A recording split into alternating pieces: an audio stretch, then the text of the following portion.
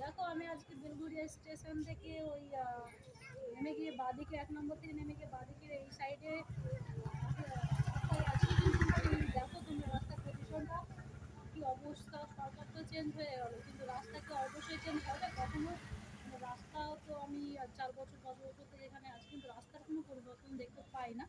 তো আমি আশা করি যে আমাদের যে নতুন সরকার শুভেন্দু অধিকারী স্যার এসছে, উনি হয়তো রাস্তাগুলোর দিকেও একটু লক্ষ্য দেবে, কারণ এই রাস্তার কারণে অনেক অ্যাক্সিডেন্ট হয়ে যাচ্ছে আর মানুষজনের অনেক চলাফেরা করতেও অনেক সমস্যা হয়ে যাচ্ছে। তো আমি আশা করি যে আমাদের যে নতুন সরকার আছে সে রাস্তাঘাটের দিকে একটু লক্ষ্য করবে। আর অনেক বৃষ্টি হলে সেই বৃষ্টির জন্যে জল জমে যাচ্ছে, আর সেই জলের কারণে মানুষজনের যাতায়াতের অনেক অসুবিধা হচ্ছে। বাইক চলে যাচ্ছে, টোটো টোটো টোটো চালকেরা টোটো ভালোভাবে চালাতে পারছে না, কারণ এই জল তাদের ইঞ্জিনে যাচ্ছে, সেই ইঞ্জিন নষ্ট হয়ে যাচ্ছে, তার কারণে টোটো ঠিকভাবে নিয়ে বেরোতে পারছে না তারা। তো আমি চেষ্টা করছি, আমি যতটুকু পারছি আমি চাইছি যে আমার এই ভিডিওটা সকালে তাহলে হয়তো অনেক